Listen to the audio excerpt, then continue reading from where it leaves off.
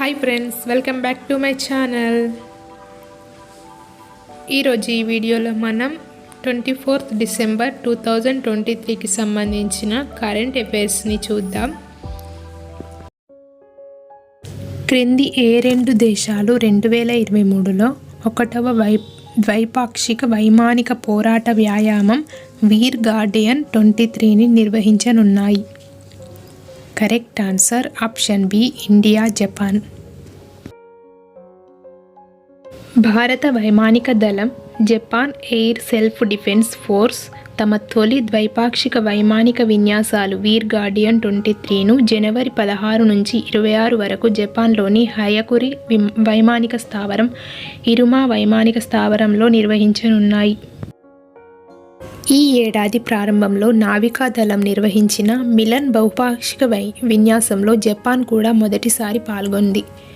ఈ ఏడాది మార్చిలో logistics support agreement, reciprocal provision of supply and services అగ్రిమెంట్ను కూడా రెండు దేశాలు అమలు చేశాయి. ఇటీవల సంవత్సరాలలో రెండు దేశాల మధ్య రక్షణ సహకారం గణనీయంగా విస్తరించింది. ముఖ్యంగా సముద్ర డొమైన్లో మారిటైమ్ డొమైన్ అవగాహన కీలక దృష్టి ప్రాంతంగా ఉద్భవించింది. ఇటీవల ఈ క్రింది ఏ ఈశాన్య రాష్ట్రం పట్టణ సేవలు మరియు పర్యాటక సౌకర్యాలను మెరుగుపరచడానికి $100 మిలియన్ రుణాన్ని పొందేందుకు భారత ప్రభుత్వం ఆసియా అభివృద్ధి బ్యాంక్ అయిన ADBతో ఒప్పందం చేసుకుంది? Correct answer option C, Tripura.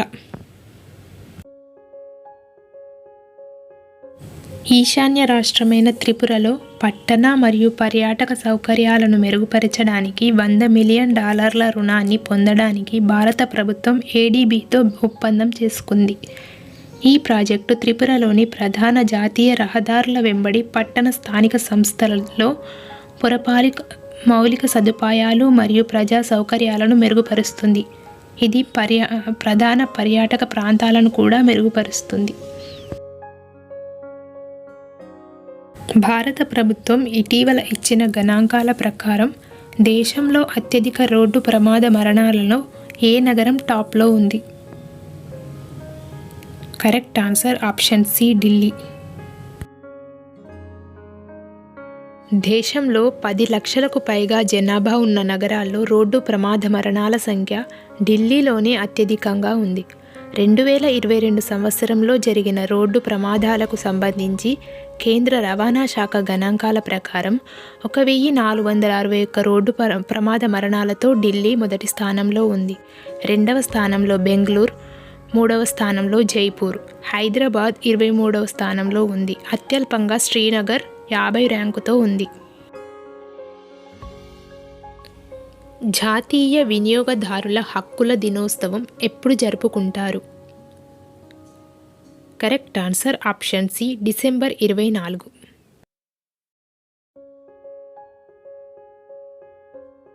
ప్రతి సంవత్సరం డిసెంబర్ 24న భారతదేశం జాతీయ వినియోగదారుల దినోత్సవం లేదా భారతీయ గ్రాహక్ దివస్ను జరుపుకుంటుంది. వినియోగదారులందరికీ వారి అధికారాలు మరియు హక్కుల గురించి అవగాహన కల్పించడానికి ఈ రోజు నిర్వహించబడుతుంది. లోపభూయిష్ట ఉత్పత్తులు లేదా ఖరీదైన ధరల వంటి మార్కెట్ దోపిడీ నుండి వినియోగదారులను రక్షించడానికి మరియు అవగాహన కల్పించడానికి 1986లో అధికారంలోకి రూపొందించబడి వచ్చిన వినియోగదారుల రక్షణ చట్టం ప్రకారం ఈరోజు జాతీయ వినియోగదారుల దినోత్సవాన్ని జరుపుకుంటుంది. రవీంద్రనాథ్ ఠాగూర్ సాహిత్య బహుమతిని పొందిన 6వ గ్రహీత ఎవరు? Correct answer option B, Sukrita Paul Kumar. ప్రముఖ కవయిత్రి, విమర్శకురాలు సుకృత పాల్ కుమార్ను 6వ గ్రహీతగా ఆమె Salt and Pepper Selected Poems పుస్తకానికి ఎంపిక చేసింది. ఈ ప్రతిష్టాత్మక అవార్డు ప్రపంచ శాంతి, సాహిత్యం, కళ, విద్య మరియు మానవ హక్కులను ప్రోత్సహిస్తూ ప్రపంచవ్యాప్తంగా ఉన్న అత్యుత్తమ సాహిత్య కృషిని గుర్తిస్తుంది. అవార్డు ప్రదానోత్సవంలో కుమార్ గారు $5,000 నగదు బహుమతిని, ఠాగూర్ విగ్రహాన్ని మరియు సాహిత్యానికి ఆమె చేసిన విశేష కృషికి ప్రశంసా పత్రాన్ని అందుకున్నారు. రవీంద్రనాథ్ ఠాగూర్ సాహిత్య బహుమతిని ఎప్పుడు స్థాపించారు? Correct answer option A 2018. Rabindranath Tagore సాహిత్య బహుమతిని 2018లో యుఎస్కు చెందిన ప్రచురణకర్త పీటర్ బుండాలో స్థాపించారు. క్రింది ఏ రైతుల కోసం జౌళి మంత్రిత్వ శాఖ పాటో మిత్ర యాప్ను ఆవిష్కరించింది?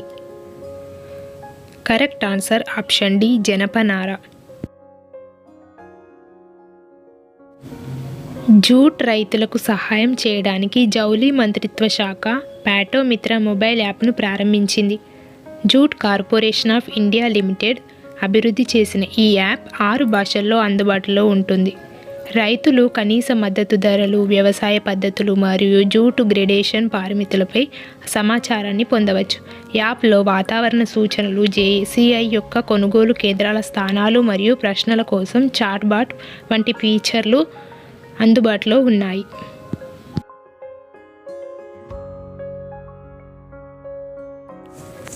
ఇటీవల నుమాయిష్కు అధ్యక్ష బాధ్యతలు స్వీకరించిన తెలంగాణ రాష్ట్ర ఐటీ పరిశ్రమలు, శాసనసభల వ్యవహారాల మంత్రి ఎవరు? Correct answer option B D Sridhar బాబు.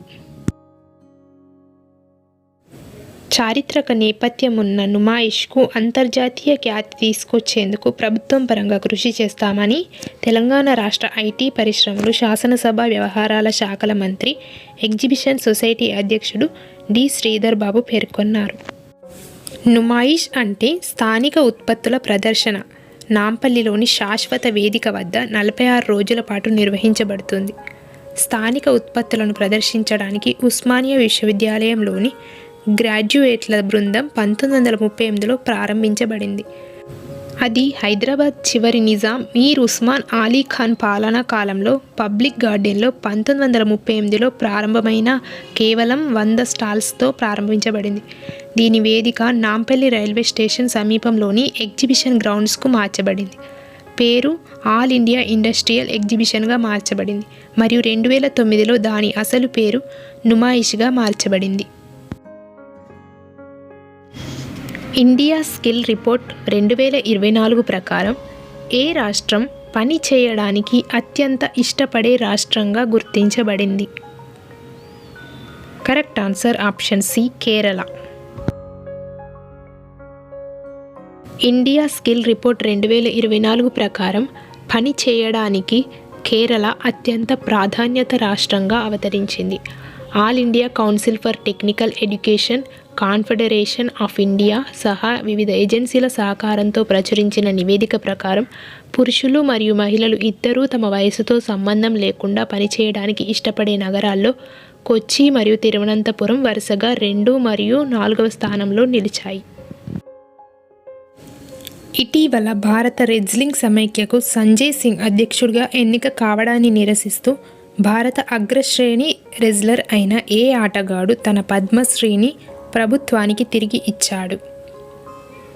Correct answer option C Bajrang Punia. భారత అగ్రశ్రేణి రెజ్లర్, ఒలింపిక్ పతక విజేత బజరంగ్ పూనియా సంచలన నిర్ణయం తీసుకున్నాడు. లైంగిక వేధింపులు ఆరోపణలను ఎదుర్కొంటున్న బ్రిజ్ భూషణ్కి విధేయుడైన సంజయ్ సింగ్ భారత రెజ్లింగ్ సమైక్య అధ్యక్షుడిగా ఎన్నిక కావడాన్ని నిరసిస్తూ తన పద్మశ్రీ పురస్కారాన్ని వెనక్కి ఇచ్చేశాడు. రెజ్లింగ్లో సాధించిన ఘనతలను గుర్తు చేస్తూ 2019లో ప్రభుత్వం బజరంగ్కు ఈ పురస్కారాన్ని అందించింది.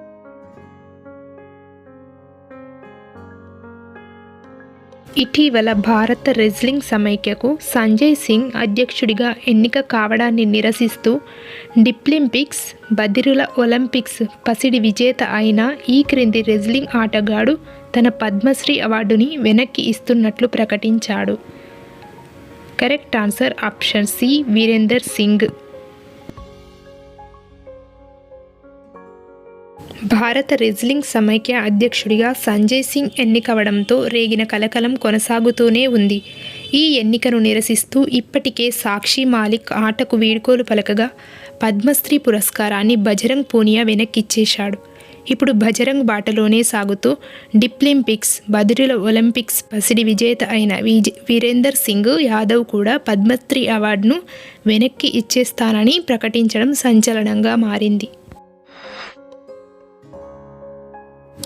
మరికొన్ని ముఖ్యాంశాలు. భారత రాష్ట్రపతి ద్రౌపది ముర్ము శనివారం రాజస్థాన్లోని పోఖ్రాన్ సైన్యం యుద్ధ విన్యాసాలను వీక్షించారు. దుబాయ్ పారా బ్యాడ్మింటన్ అంతర్జాతీయ టోర్నీలో భారత జోడీ మాన్సీ జోషి, తులసీమతి మురుగేసన్ స్వర్ణం నెగ్గారు. 2023 డిసెంబర్ 18న జరిగిన మహిళల డబుల్స్ SL3 SU5 విభాగం ఫైనల్లో మాన్సీ తులసీమతి జోడీ ఇండోనేషియాకి చెందిన లీని ఓక్టియా కలీమతస్ సాదియా జంటపై విజయం సాధించింది. డేనియల్ నొబోవా ఇటీవల ఏ దేశ అధ్యక్షుడిగా ఎన్నికయ్యారు? Answer Ecuador. ఈ దేశానికి అతి పిన్న వయస్కుడైన అధ్యక్షుడిగా ఈయన వార్తల్లో నిలిచారు. 52% ఓట్లు సాధించి అధ్యక్షుడిగా ఎన్నికయ్యారు. ఫ్రెండ్స్, ఈరోజు మీకోసం ఒక జీకే ప్రశ్న. ప్రపంచంలోనే తొలిసారిగా GSTని ప్రవేశపెట్టింది ఏ దేశం? ఆన్సర్ కనుక మీకు తెలిస్తే తప్పకుండా కామెంట్ చేయండి. ఈ వీడియో కనుక మీకు యూస్ఫుల్గా అనిపిస్తే తప్పకుండా ఛానల్ని లైక్ చేయండి, షేర్ చేయండి, సబ్స్క్రైబ్ చేసుకోండి. Thank you for watching.